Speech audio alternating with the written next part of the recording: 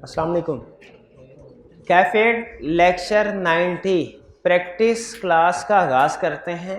आज की इस क्लास में हमने क्या करना है, चैप्टर 11 जो मॉर्निंग वाली क्लास में हमने स्टार्ट किया था उसके कुछ क्वेश्चंस को डिस्कस करेंगे। अच्छा, एक स्टूडेंट ने अभी इशू शेयर किया है कि चैप्टर 10 के याद करने में टाइम लग रहा है, तो वो अभी चैप्टर 10 तो हमने पढ़ तो लिया है लेकिन वो सारा अभी याद नहीं हो सका। ठीक है, और ये याद रखिएगा चैप्टर 10 आपके सिलेबस में सबसे ज़्यादा मटेरियल याद करने के लिए जिस चैप्टर में है वो चैप्टर 10 है।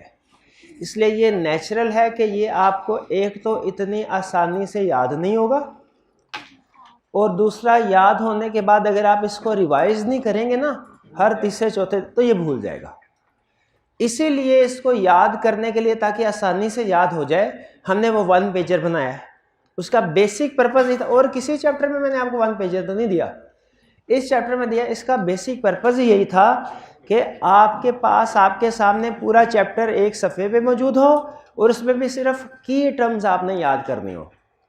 लेकिन स्टिल चूँकि याद करने वाला मटेरियल थोड़ा सा ज़्यादा है तो आपको टाइम लगेगा इसमें, और प्रीवियसली रिवाइज करने हैं। जो एरियाज़ आप याद कर लेते हैं उनको ज़ाहिर है पीरियडिकली रिवाइज भी करना है, तो लाजमी नहीं है, मैंने आपके लिए लाजमी नहीं करार दिया कि अगले 1-2 दिन में इसको आपने लाजमी याद करना है। नहीं, आप अपनी पेस के मुताबिक इसको याद करें, जितना टाइम लेना चाहें ले सकते हैं। 2 दिन, 4 दिन, 8 दिन, 10 दिन, 15 दिन, इवन 2 हफ्तों में भी अगर याद हो जाता है ना आपको, हालांकि सिर्फ एक सफ़ा है, लेकिन अगर 2 हफ्तों में भी याद हो जाता है तो बहुत है। यानी आपने जो क्वेश्चन अटेम्प्ट करने के लिए जो नॉलेज आपके पास होना चाहिए वो आपने कवर कर लिया।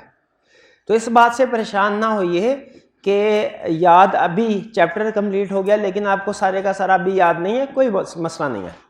आप अगले कुछ दिनों में अपनी पेस के मुताबिक, ठीक है, इसको याद करें।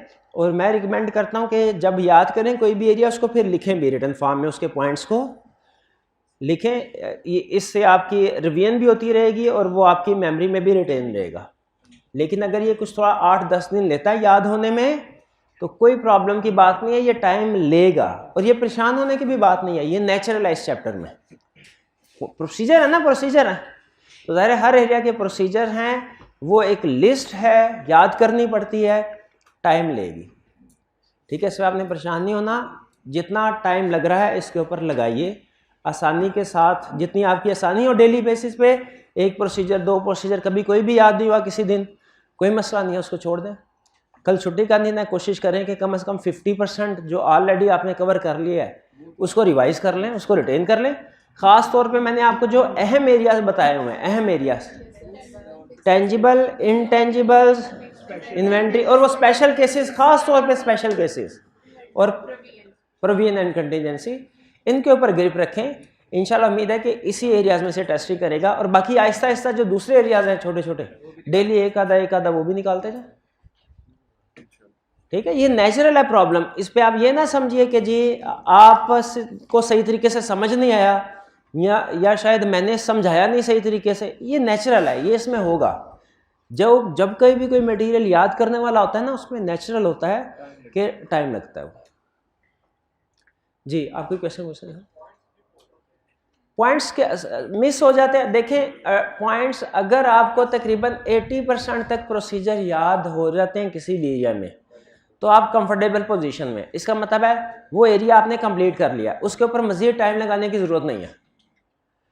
उसके 80% तक जब किसी भी एरिया के प्रोसीजर याद हो जाएं, मजीद टाइम लगाने की ज़रूरत नहीं, उसे सिर्फ आपने 2-4 दिन के बाद रिवाइज करना है एक दफ़ा बस। ये नेचुरल होता है, 100% याद प्रोसीजर याद नहीं होंगे और एग्जाम में रिक्वायर्ड भी नहीं होते। एग्जाम में 100% प्रोसीजर रिक्वायर्ड भी नहीं होते, उसने मार्जिन रखा होता है, मार्जिन ऑफ एरर रख के मार्क्स एलोकेट करता है। आप अगर पास पेपर्स देखेंगे ना, किसी एरिया के अगर 10 प्रोसीजर हैं तो एग्जाम में 6 या 7 नंबर के साथ पूछेगा, ताकि स्टूडेंट अगर 6-7 प्रोसीजर भी लिख देते हैं तो उनको मार्क्स मिल जाए।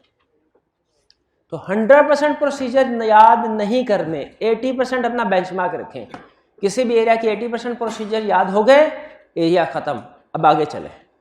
100% कोशिश भी नहीं करनी, पढ़ लेने हैं सारे और अगर याद आ जाए तो लिख भी देने, मतलब ये नहीं कि लिख भी दें, लेकिन अपनी प्रिपरेशन को आपने 100% लेवल पे लेके जाने की कोशिश नहीं करनी, वो ज़्यादा मुश्किल होता है। जो ऊपर का 20% होता है ना मटेरियल याद करना, 80 को 100% पे लेके जाना बहुत ज़्यादा मुश्किल होता है। इससे कहीं ज़्यादा बेहतर है कि नेक्स्ट टॉपिक आप 0 से 60% पे ले जाएं।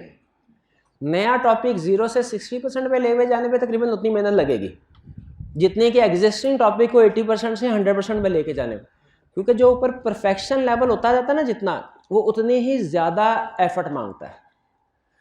तो 80% कर लिया, ओके, कुछ ना कुछ प्रोसीजर स्किप होते रहेंगे, नेचुरल है। और कोई क्वेश्चन? चलिए अब चलते हैं हम अपने रिस्क असेसमेंट की तरफ, चैप्टर 11 के क्वेश्चंस। एक तो आपको होम असाइनमेंट में 4 क्वेश्चन दिए थे वॉल्यूम 1 में, उनकी प्रैक्टिस नहीं करवा रहा, वो आपने खुद से प्रैक्टिस करने हैं। अभी मैं आपको डिस्कस करवा रहा हूं वॉल्यूम 2 के कुछ दूसरे क्वेश्चंस। सबसे पहले क्वेश्चन 15। अच्छा मुझे ये बताइए, अभी तो हमने चैप्टर 11 की थ्योरी कोई पढ़ी ही नहीं है, क्या हम चैप्टर 11 की केस स्टडी अटेम्प्ट करने के काबिल हैं? क्यों, कैसे काबिल हैं? इसलिए कि चैप्टर 2 में हमने पढ़ लिया और चैप्टर 10 में। तो जो केस स्टडी अटेम्प्ट करने के लिए नॉलेज रिक्वायर्ड है वो हमारे पास है, लेकिन चैप्टर 11 में कुछ रिप्रोडक्शन का मटेरियल भी है, वो अटेम्प्ट करने के काबिल नहीं हम। चैप्टर 11 का जो रिप्रोडक्शन का मटेरियल है वो अटेम्प्ट करने के काबिल नहीं है, क्योंकि वो अभी हमने नहीं पढ़ा हुआ, लेकिन चैप्टर 11 की केस स्टडीज को अटेम्प्ट करने के काबिल हैं, वो कंसेप्ट हमने ऑलरेडी लिए हुए हैं। तो स्टार्ट करते हैं। सबसे पहले क्वेश्चन की रिक्वायरमेंट, ये वॉल्यूम 2 का क्वेश्चन नंबर 15 है। आज हमने 4 क्वेश्चंस करने हैं वॉल्यूम 2 के discuss, 15, 17, 18, 20। Question 15, requirement A, identify audit risk based on the above information. कह रहे जो ऊपर इंफॉर्मेशन है ना, इसमें से ऑडिट रिस्क आइडेंटिफाई कीजिए। फिर पार्ट बी में क्या कह रहा है, describe the audit approach for each of the above risk. Each of the above risk यानी जो ऊपर आपने रिस्क आइडेंटिफाई किए हैं, इनकी ऑडिट अप्रोच भी बताइए। Audit approach means audit procedure बताइए कि आप इन रिस्क को एड्रेस कैसे करेंगे। यानी ये क्वेश्चन के 2 पार्ट्स हैं। एक पार्ट में कह रहा है कि आपने रिस्क बताइए, और दूसरे पार्ट में क्या कह रहा है, उस रिस्क को एड्रेस करने के लिए प्रोसीजर बताइए। तो क्वेश्चन को पढ़ते हैं, कह रहा है you are the audit partner responsible for the audit. ये बुक्स बंद कर दें, ये बुक्स बंद कर दें, फाड़ के फेंकनी नहीं है, बंद करने को कह रहा हूं, ताकि पूरा फोकस होके पढ़ सकें और सुन सकें। वरना तो आप मैच करते रहेंगे, जो सोल्यूशन में लिखा हुआ सर ने बोला कि नहीं बोला, पता नहीं कब बोलेंगे, ये भूल ही नहीं गए। फोकस करें। You are the audit partner responsible for the audit of large consumer goods company. The chief executive is concerned that the controls over recording of sales in one of the division of the company are not strong. Chief executive कह रहा है कि एक department में control strong नहीं है। He has informed you of the following. उसने आपको ये 2 इंफॉर्मेशन दी। अच्छा, अभी तक कोई रिस्क आइडेंटिफाई हो रहा है? नहीं, सिर्फ ये एक जगह पे कह रहा है कि चीफ एग्जेक्टिव का ख्याल है कि कंट्रोल स्ट्रॉन्ग नहीं है। आगे इंफॉर्मेशन दे रहा है, sales are very high in the last fortnight of the, fortnight का मतलब क्या है, फोर्टनाइट, आखिरी 15 दिन। Sales are very high in the last fortnight of the year. क्या रिस्क है? देखें वही गलती की ना आपने, फेक सेल रिकॉर्ड कर दी। ओवर स्टेटमेंट ऑफ सेल्स किसी हद तक ठीक है, किसी हद तक ठीक है। वैल्यूएशन ऑफ सेल्स बिल्कुल गलत। अब वैल्यूएशन सेल्स अकाउंट बैलेंस की दर्शन है क्लास में, occurrence of sales, occurrence of sales की रिस्क क्या है, अकरेंस ऑफ सेल्स के आगे एक्सप्लेनेशन में लिखेंगे, आपने आइडेंटिफाई किया, एक्सप्लेनेशन में लिखेंगे fake sales may have been recorded in last Fortnite.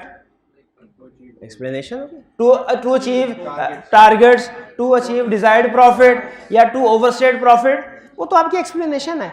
Main occurrence of sales. तो क्या प्रोसीजर परफॉर्म करेंगे? अब सैंपल सेलेक्ट करेंगे, सेल्स का कंपेयर करेंगे गुड डिस्पैच नोट के साथ, अच्छा मजीद, अच्छा जो उसने कंट्रोल्स वीक होने की बात की है, तो we will also test controls over recording of sales, ये भी देखेंगे। ठीक है, टेस्ट ऑफ कंट्रोल्स भी हो गए, और हमने बात कर दी सैंपल्स को चेक करने के लिए भी।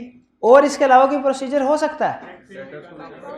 हाँ, चेक से, शाबाश। ये रेंट के बाद देखा जाए सेल्स रिटर्न तो नहीं हुई, कट ऑफ टेस्ट भी, शाबाश।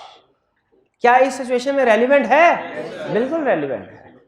कट ऑफ टेस्ट भी सेल्स के, अच्छा आपने ये नहीं देखना, एक ध्यान में रखिएगा कि सेल्स का एरिया है ना, तो सेल्स के सारे प्रोसीजर छाप दो, मैं ऐसे नहीं कर रहा, मैं सिर्फ इस रिस्क के हवाले से जो रेलिवेंट है वो प्रोसीजर छाप। अब वैसे तो कंप्लीटनेस का एक ही प्रोसीजर था जो हमने पढ़ा, लेकिन चूंकि कट ऑफ या ये रेंट के बाद सेल्स रिटर्न देख, ये भी फेक सेल्स को आइडेंटिफाई कर सकते हैं, इसीलिए इसमें लिख रहा हूं। और याद रखिएगा 3 प्रोसीजर स्टैंडर्ड होते हैं, कमी बेशी हो सकती है, लेकिन नॉर्मली एक रिस्क को एड्रेस करने के लिए कितने प्रोसीजर? 3 प्रोसीजर। ये एक यूनिवर्सली एक्सेप्टेबल स्टैंडर्ड है। किसी रिस्क को एड्रेस करने के लिए प्रोसीजर 2 भी हो सकते हैं और किसी को 4 भी हो सकते हैं, लेकिन स्टैंडर्ड क्या है एक, कि एक रिस्क को एड्रेस 3, तो ये 3 प्रोसीजर हो गए, सफिशिएंट है भी समझ। तो लेफ्ट साइड पे आपने रिस्क को आइडेंटिफाई करना है, इवैल्यूएट करना है, और राइट साइड पे भी the divisional head is remunerated based on profits of the division.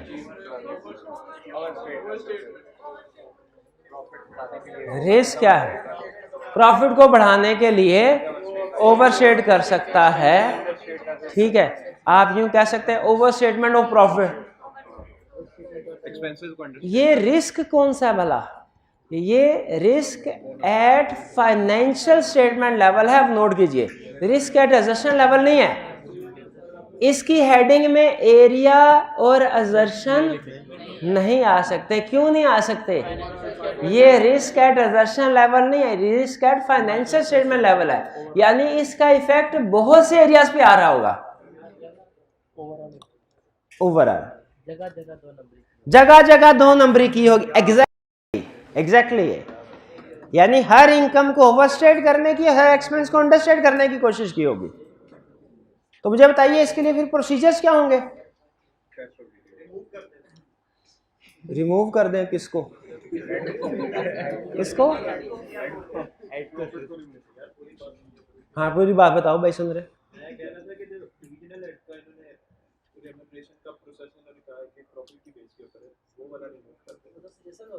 बोला भाई नहीं, चीफ एग्जेक्टिव को रिमूव कर दें, उनकी पॉलिसी को चेंज करवा दें। हम ऑडिटर हैं, हम ना उस चीफ एग्जेक्टिव को रिमूव कर सकते हैं, ना ही उनकी इस पॉलिसी को चेंज कर सकते हैं। हम ऑडिटर हैं, वो काम कर सकते हैं और करना चाहिए जो आपको याद नहीं है कि risk at financial statement level increase हुआ है। प्रोफेशनल ओवरऑल अप्रोच अडॉप्ट करेंगे, प्रोसीजर बढ़ा देंगे, professional skepticism increase, materiality level low, more experience team send करें, element of unpredictability, more of the procedure at year end, use of expert if necessary. ये overall approach. इन दोनों risk में क्या फर्क है? ये रिस्क सेल्स वाला रिस्क एट असर्शन लेवल है, प्रॉफिट वाला risk at financial statement level है, ठीक है। इसकी हेडिंग में एरिया और असर्शन आएगी सेल्स वाली, लेकिन प्रॉफिट वाली में एरिया और असर्शन हेडिंग में नहीं आएगा। मैं समझ रहे हैं कि नहीं? अच्छा मेरा ख्याल था आप इजीली बता देंगे इसके प्रोसीजर, डिविजनल हेड वाले के प्रोसीजर, लेकिन आप नहीं बता सके, आपने उसको रिमूव करवा दिया। वो हमारे अंडर काम करता है, फिर वो कैसे रिमूव कर सकते हैं? आज घर में दाखिल ना होना, खबरदार। मैं ये पाबंदी लगा सकता हूं? नहीं भाई।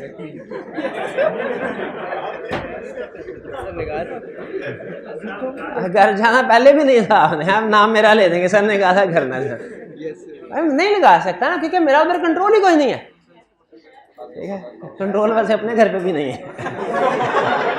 बहरहाल तो नहीं है। आगे चलते हैं, क्वेश्चन 20। अच्छा, सबसे पहले ये क्वेश्चन में खास बात है जो इस क्वेश्चन में नहीं थी। ये लंबा है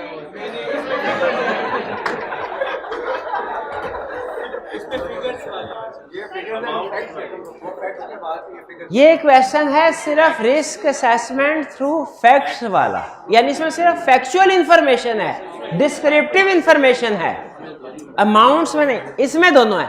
और एग्जाम में गेस कीजिए ज्यादा चांस किसको है। वैसे रिस्क असेसमेंट थ्रू फैक्ट भी आ सकता है, फिगर्स भी आ, लेकिन ज्यादा चांस है इसी तरह कॉम्बिनेशन के साथ कि कुछ रिस्क हमने फैक्ट से निकालने होंगे, कुछ फिगर्स। अच्छा, अब एक चीज समझ में, अच्छा पहले तो रिक्वायरमेंट पढ़ लेते हैं, फिर मैं आपको एक खास बात बताऊंगा जिससे आपको लगेगा ये क्वेश्चन, अभी आपको लग रहा है क्वेश्चन बड़ा मुश्किल है। नहीं लगना चाहिए, ये शुरू के क्वेश्चन हर टॉपिक के मुश्किल लगते हैं, ये नेचुरल है, लगना चाहिए मुश्किल।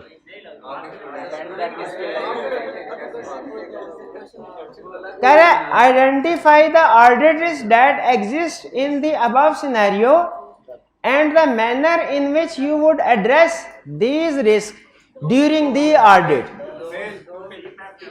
दोज रिस्क ड्यूरिंग, अगर क्वेश्चन यहां पे खत्म हो जाता, क्वेश्चन यहां पे खत्म हो जाता, बताइए हमारा क्वेश्चन मुश्किल होता कि आसान? हमारा क्वेश्चन मुश्किल हो, या यूं कह लीजिए थोड़ा से हमारा क्वेश्चन लेंथी होता, इसलिए कि हम सारे एरियाज के रिस्क आइडेंटिफाई करते, चाहे वो सेल का होता, चाहे परचेजेस का होता, चाहे वो डेटर का, चाहे इन्वेंट्री का, चाहे फिक्स एसेट का, चाहे क्रेडिटर्स का, चाहे लायबिलिटीज का, चाहे इनटेंजिबल्स का, हर रिस्क को आइडेंटिफाई करते। लेकिन ये जो आगे उसने हमारी जिंदगी आसान कर दी। कैसे आसान कर दी? उसने कहा during the audit under following heading: raw material, trade receivables, intangibles, liquidity issues. इसका मतलब यह हुआ कि हमने रिस्क सिर्फ इन एरियाज के बताने हैं और उनके प्रोसीजर बताने हैं। इन एरिया से बाहर का जो रिस्क हुआ वो नहीं बताना। ठीक है। अच्छा, इसमें एक जगह पे शायद यही क्वेश्चन था या कोई और, मुझे याद नहीं, एक जगह पे रिस्क था इंपेयरमेंट का। तो स्टूडेंट कहने लगा सर जहां कहीं एसेट्स डिस्ट्रॉय होते हैं, वो एसेट्स जो प्रोडक्ट बना रहे हो वो ऑब्सोलीट हो जाए, लॉस मेकिंग में चली जाए, तो आप हमेशा कहते हैं इंपेयरमेंट होनी चाहिए। यहाँ पे भी एसेट डिस्ट्रॉय हो रहा है, उसकी प्रॉफिटेबिलिटी डिक्रीज हो रही है प्रोडक्ट की, इसमें इंपेयरमेंट आपने क्यों नहीं लिखा? तो क्यों नहीं रिक्वायर नहीं किया उसने जो रिक्वायर किया है हम वही लिखेंगे। क्लियर?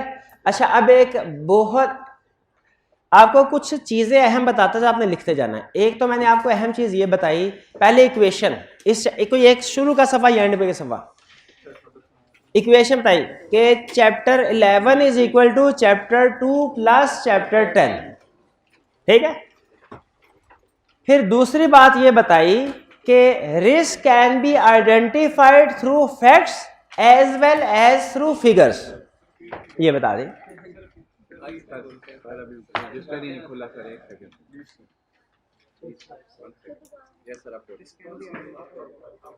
दोबारा से रिपीट करके दोहरा देता हूं। हाँ, कोई एक दफा थोड़ी बता है। Chapter 11 is equal to chapter 2 plus chapter 10। फिर दूसरा, risk can be identified through facts as well as through figures, यानी डिस्क्रिप्टिव फॉर्म में इंफॉर्मेशन से भी रिस्क आइडेंटिफाई किया जा सकता है, और अगर इनकम स्टेटमेंट बैलेंस शीट दी हो उससे भी आइडेंटिफाई किया जा सकता है।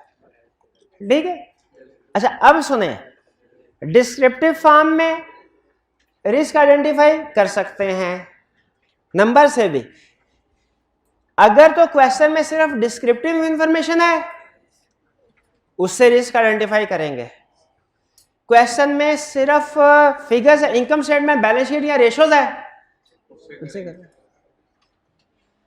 और अगर क्वेश्चन में दोनों है, दोनों से करेंगे। और आपने वही अप्रोच अडॉप्ट करनी है जो अकाउंटिंग में प्रॉफिट एंड लॉस के क्वेश्चंस को सॉल्व करने के लिए अडॉप्ट करते हैं। अब देखिए, ये क्वेश्चन आपका अकाउंटिंग के वो profit and loss final count के क्वेश्चन से मिलता जुलता नहीं है। सरसरी तौर पे देखें, इंफॉर्मेशन ना पढ़े, सरसरी तौर पे देखें, ये उसी तरह का है ना, उसी तरह है ना। तो उसमें आप क्या करते थे, मुझे बताइए, अहम क्वेश्चन पूछ रहा हूं आपसे, आप इस इंफॉर्मेशन को डायरेक्ट बैलेंस शीट में ले जाते थे या इनकम स्टेटमेंट में ले जाते थे या नीचे एडजस्टमेंट्स पढ़ते थे? अगर कोई एडजस्टमेंट किसी आइटम को इफेक्ट कर रही है तो आप उससे रिलेट करके सॉल्यूशन में लिखते, ऐसे ही होता था ना। एग्जैक्टली उसी तरह जब आप इस इंफॉर्मेशन को पढ़ेंगे ना, इनकम स्टेटमेंट या बैलेंस शीट, ऊपर जो जैसे ऊपर उसने मेरा इनकम स्टेटमेंट की फिगर दी है और नीचे बैलेंस शीट की, अब आपने फौरन इधर से रिस्क असेसमेंट शुरू नहीं कर देनी, आपने नीचे इंफॉर्मेशन पढ़ के ऊपर लिंक कर देना है कि ये वाला पॉइंट है पहला, किससे रिलेट, फर्ज कीजिए इन्वेंट्री से रिलेट कर रहा है, आपने इन्वेंट्री के साथ इधर 1 लिख देना। अकाउंटिंग में भी इसी तरह करते हैं ना, टिक लगा, इसकी एडजस्टमेंट है, इसकी एडजस्टमेंट है, इसकी, तो नीचे जिस जिस की एडिशनल इंफॉर्मेशन हो ना, उसे लिंक कर देना है। आपके सॉल्यूशन में जब किसी भी एरिया की रिस्क असेसमेंट आप सॉल्व कर रहे हो ना, तो लाजमी है नीचे एडिशनल इंफॉर्मेशन को लिंक करके उसे एडिशनल इंफॉर्मेशन के साथ जोड़ के आपने रिस्क असेस करना है। एक छोटी सी एग्जांपल से आपको डिस्कस करता, अगर आप इसके रेवेन्यू को देखें ना, रेवेन्यू को, तो कैलकुलेटर लाजमी होना चाहिए। अब आइंदा हर क्लास में जब तक ये रिस्क असेसमेंट चल रही है, कैलकुलेटर और एग्जाम में भी लाजमी लेके जाना है। अगर आप इस रेवेन्यू की डायरेक्ट रिस्क असेसमेंट देखें ना, तो कितने % इंक्रीज है? 2000 जा रहे, 2000 जी 1470, कितने %? 5% से कम है। नॉर्मली इसे बहुत ज्यादा नहीं लिया जाता, यानी इसमें मुझे कोई बड़ा रिस्क नजर नहीं आ रहा। लेकिन अगर नीचे क्वेश्चन में कह दे कि ड्यूरिंग द ईयर बहुत सी न्यू प्रोडक्ट्स लॉन्च की गई हैं, ड्यूरिंग ईयर बहुत सी न्यू प्रोडक्ट्स लॉन्च की, तो फिर मुझे इसमें रिस्क नजर आना शुरू हो जाएगा कि during the year new products launch की गई, उसके बावजूद भी रेवेन्यू तकरीबन उतना ही है, उसमें कोई बड़ा चेंज नहीं आया। इसका मतलब रिस्क आ गया मेरे सामने। अब क्या, और न्यू प्रोडक्ट्स फेल हो गई हैं, उनके ऑब्सोलीट इन्वेंट्री या वैल्यूएशन ऑफ इन्वेंट्री का रिस्क आ गया। तो ये अगर आप सिर्फ उस इंफॉर्मेशन को अलहदा से असेस करेंगे ना, तो आप सही रिस्क असेसमेंट नहीं करें, वो आपकी अनएडजस्टेड फिगर होगी जिसको आप रिस्क असेस कर रहे होंगे। आपने उसे नीचे गिवन इंफॉर्मेशन के साथ जोड़ के, अगर नीचे गिवन इंफॉर्मेशन है, उसका एक क्वेश्चन आईकैप की बुक में क्वेश्चन है जो हमारी बुक में भी हमने, पता नहीं जब भी आएगा हमारी असाइनमेंट में, उसमें कहता है पिछले साल जितना रेवेन्यू था तकरीबन उतना ही रेवेन्यू इस साल भी है, जैसे ये सिचुएशन है। लेकिन नीचे उसने एडिशनल इंफॉर्मेशन में लिखा हुआ था कि this has been a difficult year for whole industry. हाँ, कम होने। अब देखें, अगर आप सिर्फ ऊपर की इंफॉर्मेशन की बेस पे रिस्क असेसमेंट, आप कहेंगे कोई सिग्निफिकेंट चेंज नहीं है।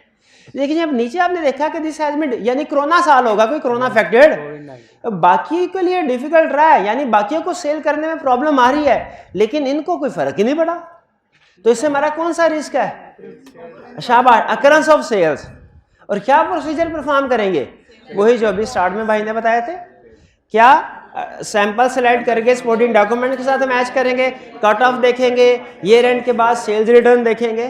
सेल्स रिटर्न तो नहीं ऑब्जेक्टिव। तो लेसन क्या दिया? अगला लेसन कि आपने इंफॉर्मेशन को फिगर के साथ रिलेट, अगर दोनों गिवन है तो इंफॉर्मेशन को रिलेट करके रिस्क असेसमेंट करनी है, वरना अगर आपने सोचा ना यार साथ साथ ही भुड़काता जाता हूं साथ साथ, तो एंड में जाके आपको पता चलेगा जो रिस्क असेसमेंट थी वो आपने ओवर स्टेटमेंट की कर दी, असल में अंडर स्टेटमेंट की थी, वो बाद में क्रॉस करना पड़ेगा आपको। तो इसलिए पहले सारा क्वेश्चन पढ़ के इंफॉर्मेशन को रेलिवेंट फिगर के साथ लिंक करके निशानी लगा ले, 1 2 3 जैसे काउंटिंग में करते हैं, रिलेट उसको कंसीडर करके रिस्क असेसमेंट करनी है।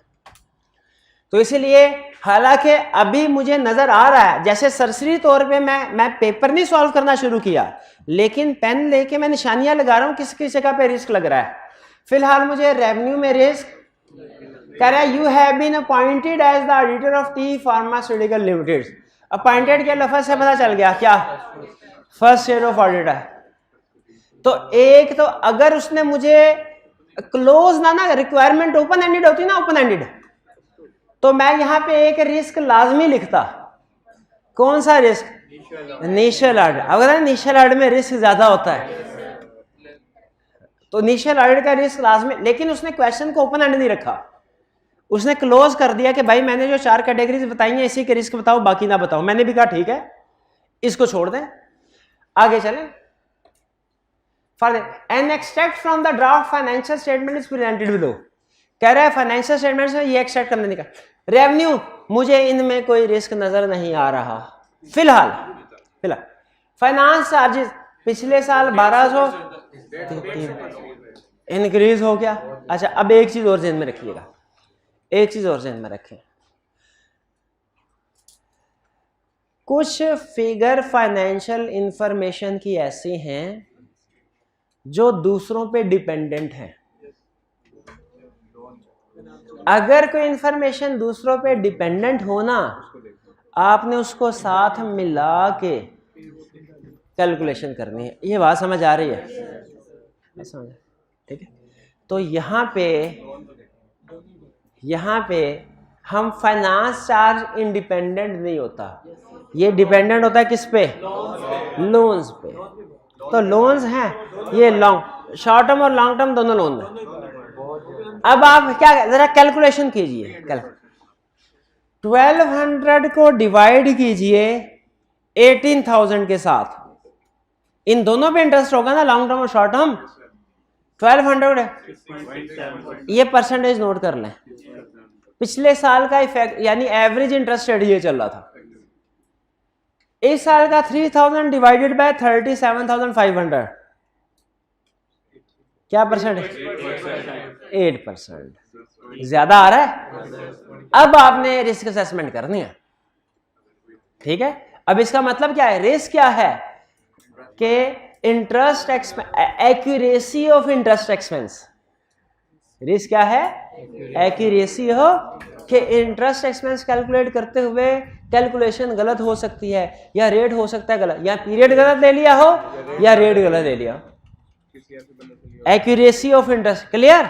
एग्री कर रहे हैं? तो इसके प्रोसीजर क्या होंगे? वही जो एरिया में पढ़े थे, obtain loan agreement, confirm rate from therein, recheck calculation. समझ आ रही है क्या? इसमें नई चीज हमने क्या सीखी है इस वाली एग्जांपल में?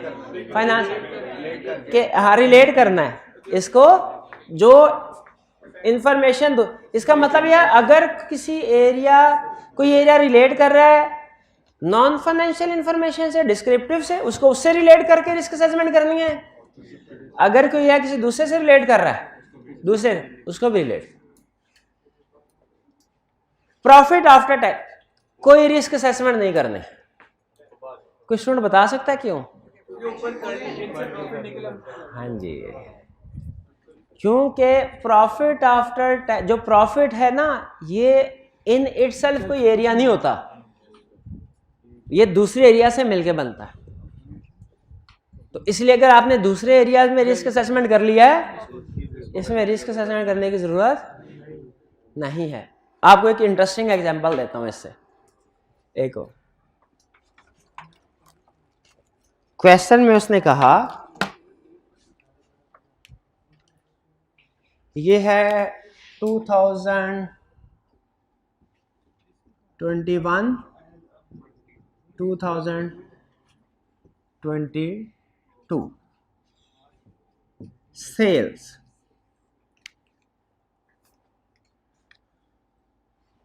21 में थी 1000, 22 में है 1200। नीचे लिखा है this has been a difficult year due to corona conditions. क्या रिस्क है कोई? कौन? अकरम सबसे, शाबाश शाबाश। अब इसको थोड़ा चेंज करते हैं, ये 1200 नहीं 800, ये 1000 ही है। अब रिस्क है कोई?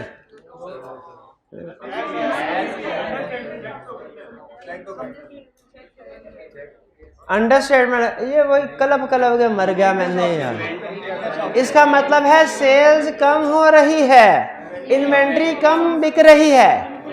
आपको बताया था डिक्रीज इन सेल्स का इफेक्ट आपने सेल्स में, ये understatement of sale, understatement sale risk है, मैं रूल आउट नहीं कर रहा इसको, लेकिन वो छोटा रिस्क है क्योंकि कंपनीज अपने प्रॉफिट को बढ़ाने की कोशिश करती हैं, सेल्स को अंडरस्टेट करने की कोशिश नहीं करती। तो अगर सेल्स पिछले साल से यूजुअली हाई हो, ओवरस्टेटमेंट का रिस्क है, अकरेंस का रिस्क है, लेकिन अगर कम हो तो अंडरस्टेटमेंट सेल्स का रिस्क नहीं है, ये छोटा है। छोटे को छोड़ें, बड़े रिस्क को पकड़े। बड़ा रिस्क क्या है? Valuation of inventory, valuation of impairment, valuation of impairment, impairment of fix assets या वैल्यूएशन ऑफ फिक्स एसेट। भाई ये क्लियर हो गया? अच्छा, फर्ज कीजिए अब यहाँ पे 1200 है, फर्ज कीजिए यहाँ पे 1200। अब ये जरा रिस्क असेसमेंट साथ साथ समझते जाइएगा। 1200 है, लेस कॉस्ट ऑफ सेल्स,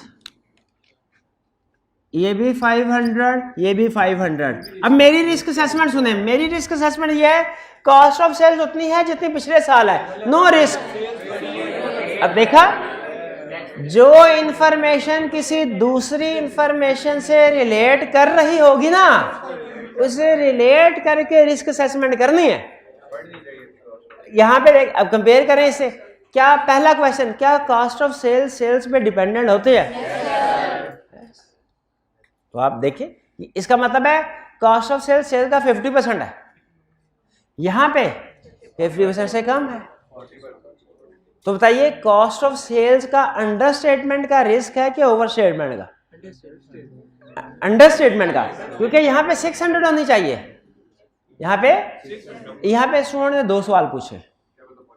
पहला सवाल, पहला क्वेश्चन, क्या पता भाई प्रोफेशनल स्केप्टिसिज्म, हो सकता है पॉलिसी चेंज हुई हो सकता है रेट कम हो सकता है बिजली के रेट सस्ते हो सकता है पेट्रोल की प्राइसेस कम हो गई हो सकता है मटेरियल की प्राइसेस कम हो गई हो, सारा कुछ हो सकता है।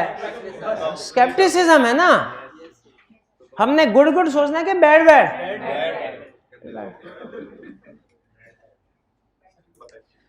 किसी को, ये मैं अक्सर रिस्क असेसमेंट में बात कहता हूँ प्रोफेशनल स्केप्टिसिज्म में, किसी को 2 ऑप्शन हैं।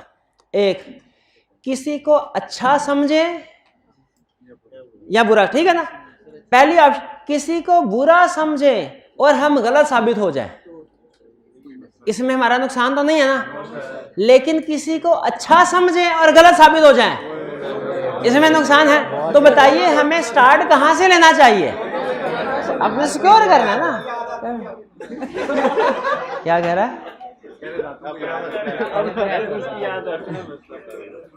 किसी को अच्छा, हाँ, तो इसीलिए हम हमेशा बुरा समझते हैं ताकि इसमें अगर गलत साबित हो, जैसे हो सकता है कि सारी चीजें जो आपने कही ठीक हो, लेकिन अगर ऐसी हो जाती हैं तो इसमें हम फायदे में ही हैं, नुकसान में नहीं है, ठीक है। इसीलिए हमने, लेकिन अगर हमने अच्छा सोचा, शुभ सोचा और बाद में गलत साबित हो गए, उसका नुकसान ज्यादा है।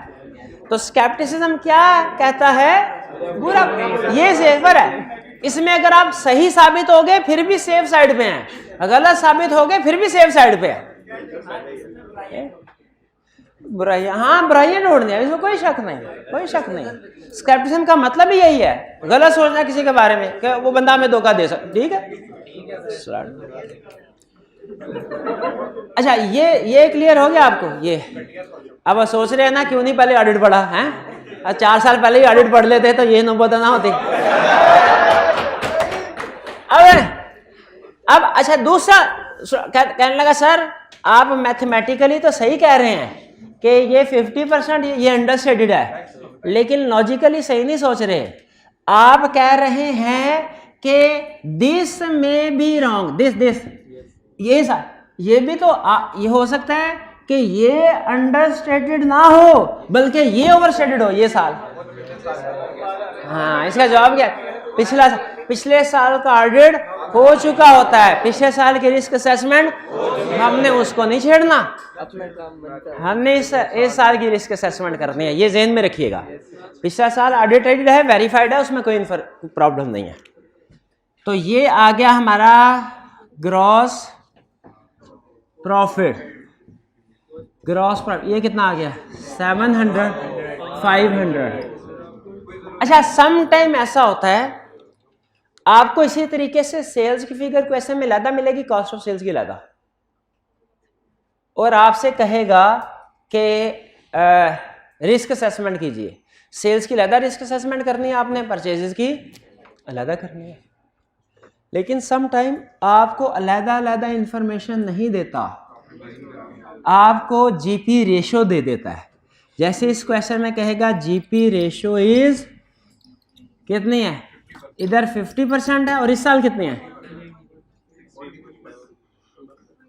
जीपी रेशो कितनी है भाई? जीपी रेशो 40% कैसे आ सकती है? 50 से ज्यादा होगी। तो ये आपकी काउंटिंग है।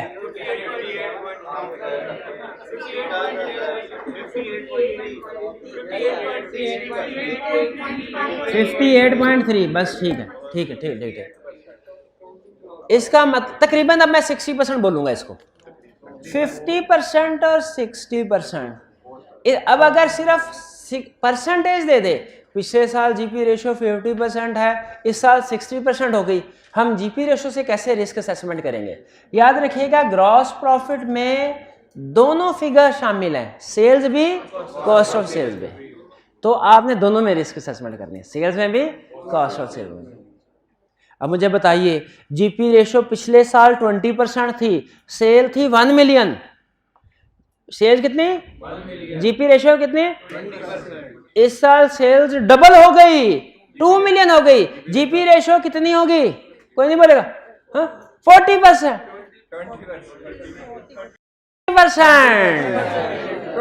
20% ही रहेगी। क्यों 20% ही रहेगी? क्योंकि सेल्स डबल होगी तो कॉस्ट ऑफ सेल्स भी तो डबल होगी, सेल्स डबल होगी। तो याद रखिए, GP ratio remains constant over the year, GP ratio remains constant over the year. अगर जीपी रेशो चेंज हो रही है इसका मतलब रिस्क है, और रिस्क आपने सेल्स और कॉस्ट ऑफ सेल्स दोनों में करना है। अब देखिए, जीपी रेशो बढ़ रही है, इसका मतलब रिस्क क्या? सेल्स में भी overstated and cost of sales में भी।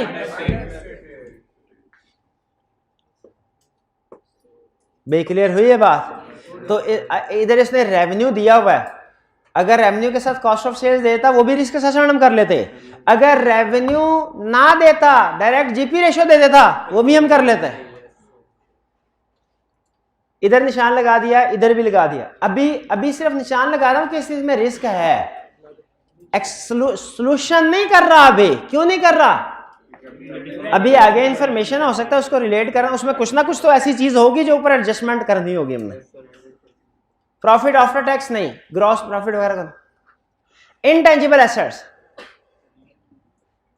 अच्छा, इनटेंजिबल एसेट्स अगर पिछले साल 5000 है, इस साल भी 5000 है, रिस्क है? थोड़ा बहुत नहीं, रिस्क है। इनटेंजिबल एसेट्स में बाय नेचर रिस्क होता है, उन्हें फिजिकली वेरीफाई करना मुश्किल होता है। इनटेंजिबल एसेट में रिस्क होता है एग्जिस्टेंस एंड वैल्यूएशन का, उनकी एग्जिस्टेंस वेरीफाई करना मुश्किल है। क्यों? नजर नहीं आता। उनकी वैल्यूएशन करना मुश्किल, क्यों? इनटेंजिबल एसेट्स की नॉर्मली मार्केट वैल्यू नहीं होती, टेंजिबल एसेट्स में आपको तकरीबन हर एसेट की चंद एक एक्सेप्शन मार्केट मिल जाएगी। इनटेंजिबल एसेट्स में नॉर्मली मार्केट वैल्यू नहीं होती। तो इनटेंजिबल एसेट्स में दो रिस्क तो आएंगे ही आएंगे, चाहे ड्यूरिंग द ईयर कोई भी नया इंटेंजिबल एसेट ना आया हो। कौन कौन सा? एग्जिस्टेंस वैल्यू, इसमें तो जरूर आएगा, इसमें तो जरूर आएगा एग्जिस्टेंस। क्यों? क्योंकि ड्यूरिंग द ईयर 4000 ऐड हुए हैं। रिस्क किस चीज का रिस्क है? एग्जिस्टेंस वैल्यूएशन का। है कोई स्टूडेंट जो प्रोसीजर बता सके इसके? इसके प्रोसीजर वही हैं जो इंटेंजिबल्स में पढ़े थे।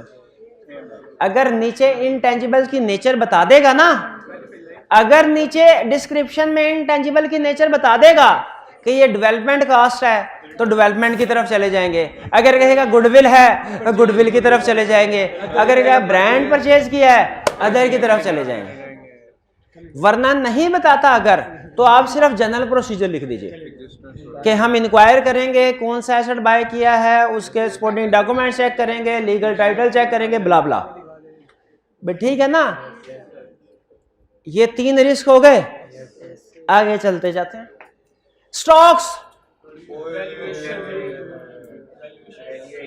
अच्छा एक है झटका अप्रोच, एक है टेक्निकल अप्रोच।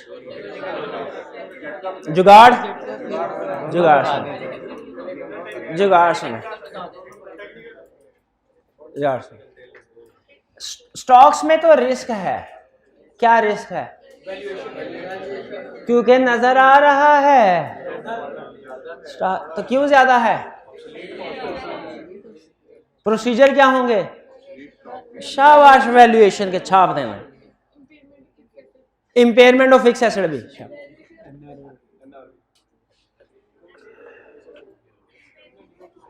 अच्छा, इधर फिक्स एसेट नहीं है, चलें ठीक है, इंपेयरमेंट ऑफ फिक्स एसेट भी ठीक है।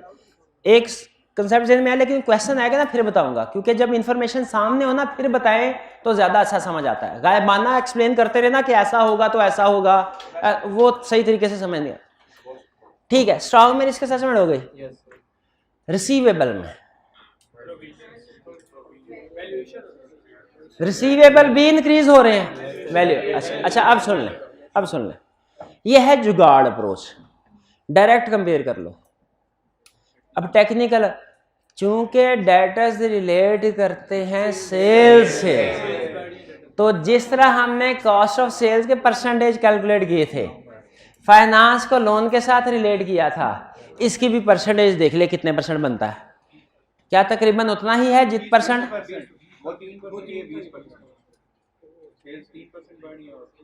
नहीं नहीं, सेल्स कितने परसेंट नहीं बढ़े। ऐसे ना करें, सिर्फ ऐसे करें, पिछले साल का स्टॉक 15,500 डिवाइडेड बाय पिछले साल की सेल्स 47,500, नहीं सॉरी ट्रेड रिसीवेबल है 11,500 डिवाइडेड बाय 47,500, 24%। इस साल की कैलकुलेट करें 28%, इसका मतलब है बढ़ गया। हाँ बढ़ गया। हाँ तो इसका मतलब है स्टॉक वाकई, असल में स्टॉक अगर सेल्स के इसमें, ये हमने सेल के साथ लिंक करके मैसेज क्या मिला हमें कि स्टॉक को प्रोपोर्शनेट टू सेल चेंज होना चाहिए। अगर आपका सेल्स वॉल्यूम बढ़ रहा है ना तो आपके पास स्टॉक भी बढ़ रहा है, ये जस्टिफाइड है। स्टॉक जस्टिफाइड है क्योंकि आप ज्यादा चीजें बेच रहे हैं तो रखेंगे भी, ज्यादा रखेंगे तो बिकेंगे ना। लेकिन अगर सेल्स इंक्रीज नहीं हो रही, स्टॉक बढ़ रहा है, ऑब्सोलीट है। वैसे 90% तक क्वेश्चंस में आप डायरेक्ट कंपेयर करके ही रिस्क को असेस कर सकते हैं, इसमें भी और इसमें भी, रिसीवेबल में भी। लेकिन अगर टेक्निकली स्ट्रॉन्ग एनालिसिस करना चाहे ना तो ट्रेड रिसीवेबल का रिस्क है, डायरेक्ट भी कर सकते हैं, लेकिन अगर टेक्निकली स्ट्रॉन्ग करना है तो उससे सेल से डिवाइड करके करें। इसी तरह क्रेडिटर का रिस्क डायरेक्टली भी कर सकते हैं। 90% केसेस में डायरेक्ट भी करेंगे ना सही होगा, लेकिन ज्यादा बेहतर क्या है, परचेज से डिवाइड करके फिर रिस्क करें, ताकि आपको पता चल जाए कि जो चेंज आ रहा है वो इन प्रोपोर्शनेट टू परचेजेस है कि नहीं है। मेरी रिकमेंडेशन है, अगर आपके पास टाइम कम है ना एग्जाम में, डायरेक्ट करके आगे चलें, और अगर टाइम है तो ज्यादा टेक्निकली करेक्ट अप्रोच ये है डिवाइड करके कर देगा। ठीक है, स्टॉक में भी रिस्क है, ट्रेड से, अच्छा ट्रेड रिसीवेबल कितने स्टूडेंट्स ने डायरेक्ट रिस्क आइडेंटिफाई कर लिया, कितनों ने डिवाइड करके किया? दोनों ठीक है, क्योंकि दोनों में कंक्लूजन सेम है, कंक्लूजन सेम है कि डेटर्स या स्टॉक जरूरत से ज्यादा हैं, जितने होने चाहिए थे उससे ज्यादा हुआ state risk. Share capital, long term loans during the year लिए, long term loan during the year 7,000 के करीब लोन लिया। इसका मतलब ये हुआ, और शॉर्ट टर्म लोन भी लिया है। जब कभी लोन लेते हैं उसमें रिस्क है क्या? गोइंग कंसर्न का रिस्क तो है, वो एंड में मेन आ जाएगा कि क्या आपने लोन एग्रीमेंट्स की रिक्वायरमेंट को ब्रीच तो नहीं किया, क्योंकि जब कभी लोन होता है तो लोन एग्रीमेंट भी होता है, और जब कभी लोन एग्रीमेंट होता है उसके साथ कंडीशंस भी होती हैं। एज ऑडिटर हमारी जिम्मेदारी है जब कभी क्लाइंट लोन ले उसकी एग्रीमेंट की कंडीशन, डेट कॉवेनेंट रिक्वायरमेंट्स को देखना वायलेट तो नहीं हुआ। तो इसमें रिस्क है, क्या रिस्क है? आप लिखेंगे इंक्रीज इन बोरोइंग, एक रिस्क गोइंग कंसर्न का है, वो एंड में देखेंगे। एक रिस्क है ब्रीच ऑफ लोन कोवेनेंट कि कहीं रिक्वायर, तो इसके प्रोसीजर क्या परफॉर्म करेंगे?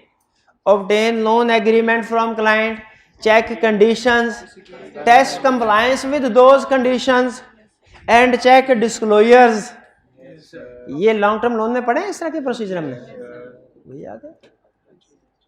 समझ किस तरीके से रिस्क आइडेंटिफाई कर रहे हैं। अच्छा, अब आपका असल इम्तिहान है। अब आपने नीचे जो इंफॉर्मेशन दी हुई है इसको पढ़ के अंदाजा लगाना है कि ऊपर वाली रिस्क असेसमेंट को इफेक्ट हो रही है कि नहीं। पहला, during the planning phase you have gathered the following information. TPL's operations were highly successful until 2008। 2008 तक तो बहुत अच्छे थे।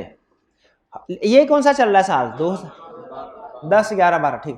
However, due to increased competition, the profitability has reduced significantly over the last 4 years. Consequently, company has embarked upon an ambitious plan whereby it has taken the following steps. क्या step? 3 new products have been introduced for which patent rights have been purchased. The new products were introduced in the market in December 2011. अब बताइए, ये आपके दो risk से relate कर रही है। एक रेवेन्यू से, इंटेंजिबल से। इंटेंजिबल में आपको पता चल गया कि ये पेटेंट्स है, तो इसका मतलब आपने प्रोसीजर कौन से लिखने हैं? इंटेंजिबल्स के अदर वाले। और यहां पे भी अब जो पहले रिस्क हमें नहीं नजर आया था कि न्यू 3 प्रोडक्ट्स है, न्यू प्रोडक्ट्स लॉन्च किए हैं। अच्छा, अब वो क्वेश्चन जो अभी मेरे जहन में आया था, मैंने कहा था फिर कभी समझाऊंगा, इत्तेफाक से आगे सामने बात।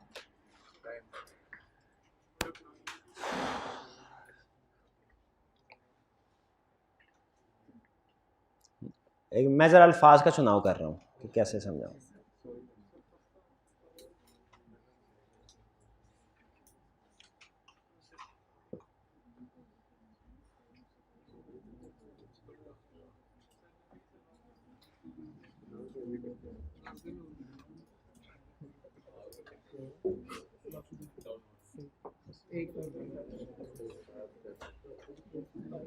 हाँ, लिखे अगली लाइन लिखे, लिखे।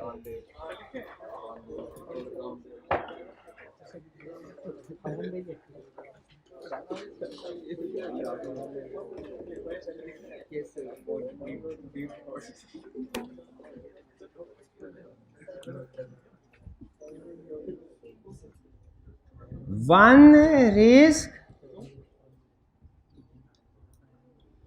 many areas।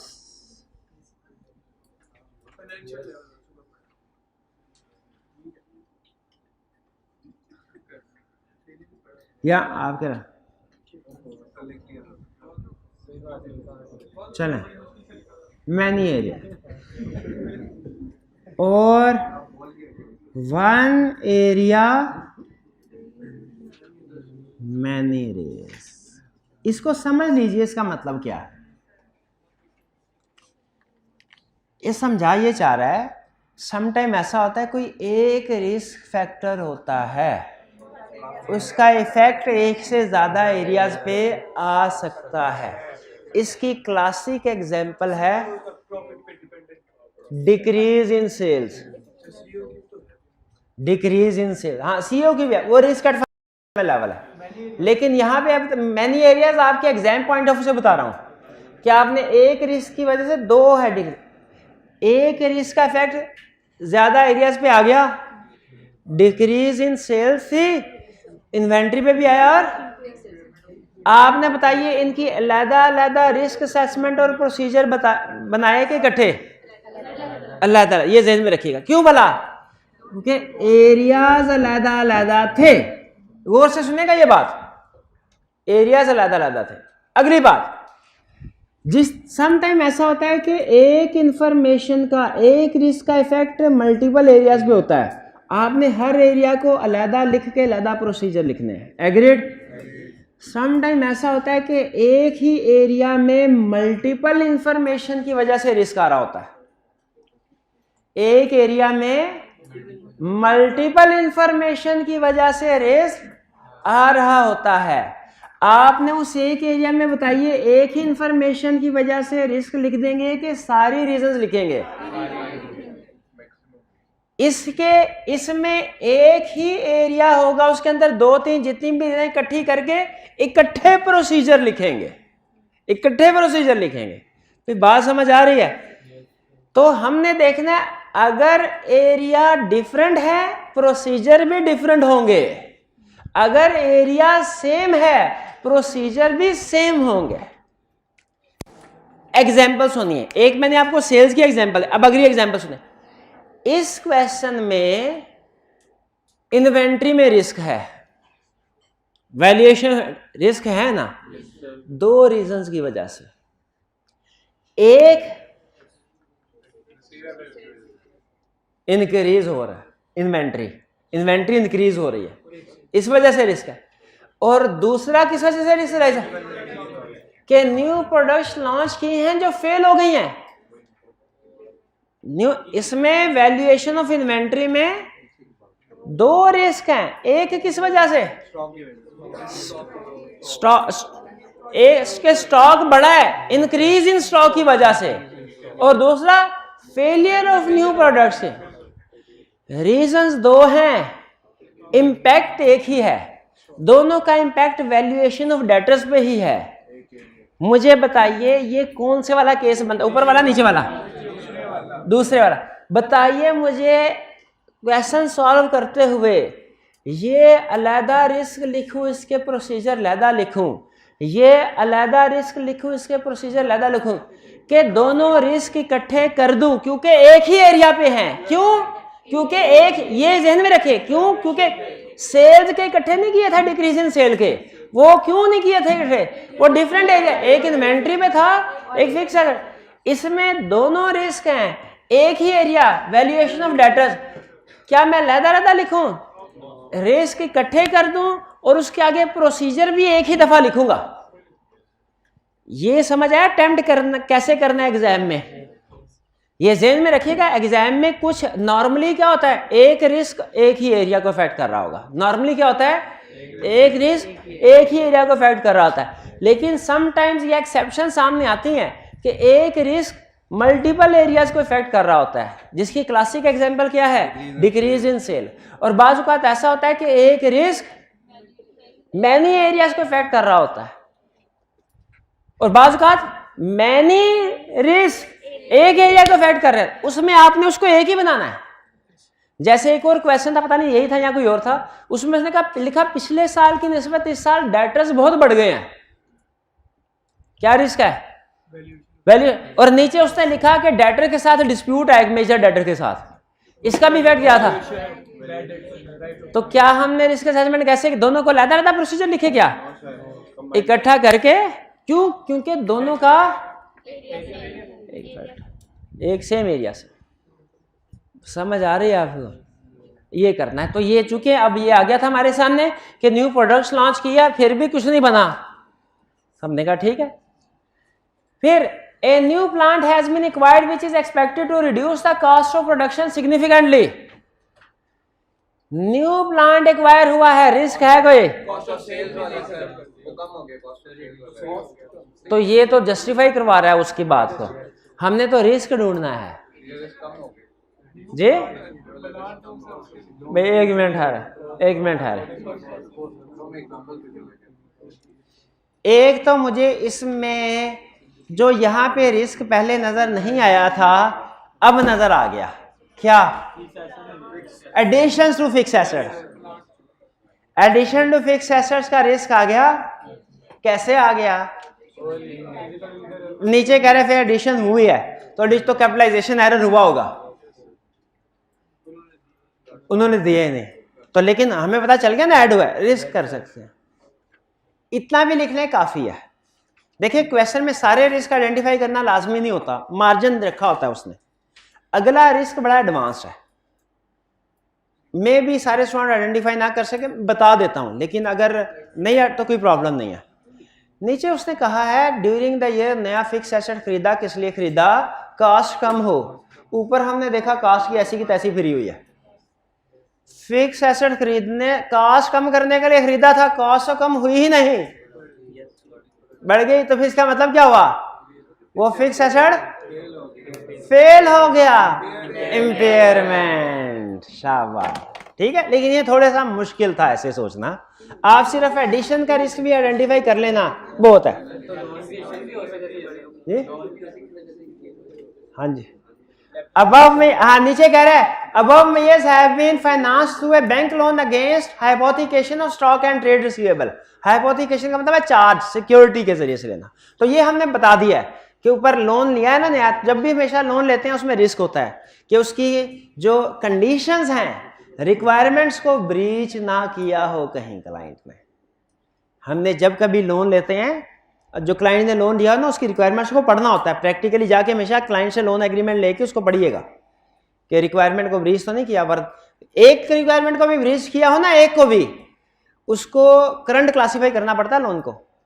अच्छा, अब आपको पता चल रहा है कि कैसे ये वाली इंफॉर्मेशन हमारी ऊपर वाली रिस्क असेसमेंट को रिफाइन कर रही है, या यूं कह लें कि उसके साथ रिलेट करके उसे कंफर्म कर रही है, ठीक है, एडजस्ट कर रही है, उसको इफेक्ट कर रही है।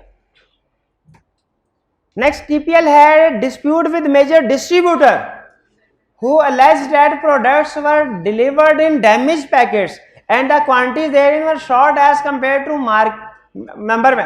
अब ये देखिए वही केस आ गया, वो यही वाला केस था।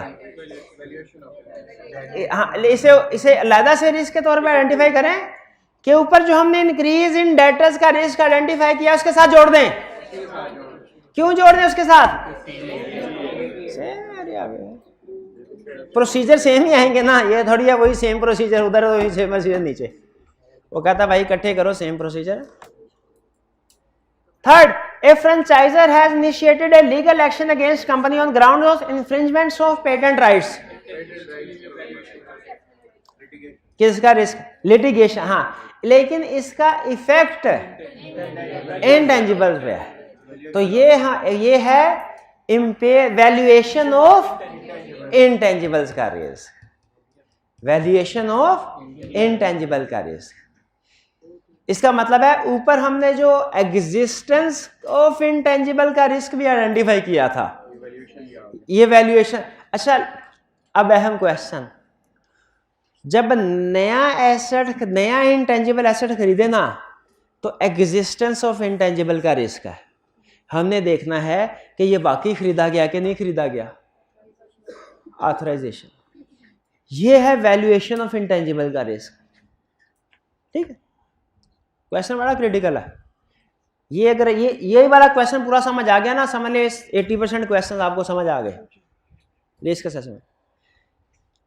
क्या ये दोनों हमें इकट्ठे करने चाहिए रिस्क के अलग अलग हैं? दोनों इंटेंजिबल्स के अलग, एक एग्जिस्टेंस के लिए, एक एग्जिस्टेंस के प्रोसीजर अलग हैं, उसमें हमने प्राइस देखनी है, एग्रीमेंट देखना है, वैल्यूएशन के अलग है, इसमें लॉयर्स को कंसल्ट करना है, कोर्ट का डिसीजन। तो चूंकि असर्शन डिफरेंट है इस वजह से प्रोसीजर डिफरेंट होने चाहिए, असर्शन डिफरेंट है, प्रोसीजर डिफरेंट होने चाहिए, इसलिए रिस्क अलग अलग होंगे। 4. TPL had entered into 1-year agreement with a foreign supplier for supply of raw material. On 20 April 2012, government of the country in which supplier is registered has initiated legal proceeding against that supplier for breach of quality standard.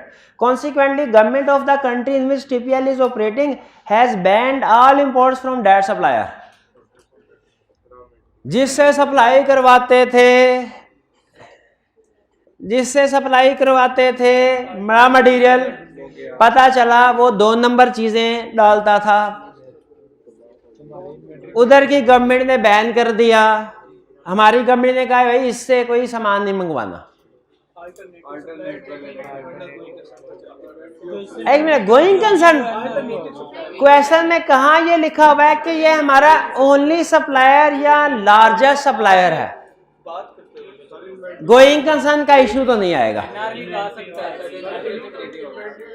हाँ, inventory की NRV आ सकता है, क्योंकि इसका मतलब है जो हमारे पास इन्वेंट्री पड़ी है वो डिफेक्टिव है, ठीक है, उसकी एनआरवी टेस्टिंग कर लेंगे। ये तो है। अब एक वो रिस्क जो बहुत मुश्किल है इसकी वजह से, लेकिन मैं शेयर कर रहा हूं। उस सप्लायर से जो हमने माल उठाया ना, मटेरियल स्टॉक में रखा हुआ है, कुछ तो स्टॉक में होगा, कुछ हमने बेच दिया होगा, पर सेल्स रिटर्न या प्रोविजन फॉर वारंटी पे भी इसका इफेक्ट आएगा, वारंटी पे। लेकिन ये शायद हर स्टूडेंट आइडेंटिफाई, कोई प्रॉब्लम नहीं। अगर आपने सिर्फ एनआरवी ऑफ इन्वेंट्री का भी आइडेंटिफाई कर लिया ना, वो भी सफिशिएंट है, क्योंकि क्वेश्चन में सारे रिस्क आइडेंटिफाई करना लाजमी, ये ज़हन में रखिएगा। ये मसला लेके फिर परेशान ना हो जाएगा, जैसे सब्सटेंटिव प्रोसीजर में परेशान, सर सारे प्रोसीजर नहीं याद हो रहे, सर केस स्टडी आई थी उसमें सारे प्रोसीजर नहीं लिख सके, 5 थे मेरे जहन में सिर्फ 3 आए, 3 भी आ गए, 3 काफ़ी होते हैं केस स्टडी के लिए, 4 आ गए तो बहुत ही अच्छा, 5 तो छोड़ दें, कोशिश भी ना करें। तो उसी तरह यहाँ पे भी अगर किसी केस स्टडी में उसने सॉल्यूशन में 8 रिस्क लिखे हैं ना, और आपने 6 आइडेंटिफाई कर लिए हैं, तो आपने हक अदा कर दिया क्वेश्चन का।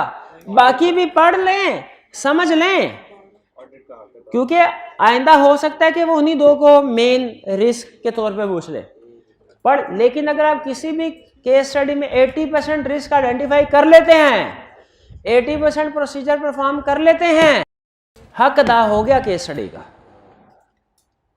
क्लियर? ये हमारे मेरे ख्याल आज के लिए इतना काफी है, बाकी फिर हम, लेकिन आपने होम असाइनमेंट करनी है। अच्छा, ये जो 2 क्वेश्चन है ये भी अटेम्प्ट कीजिएगा, ये तो पढ़ के देख लीजिएगा कि किस तरीके से।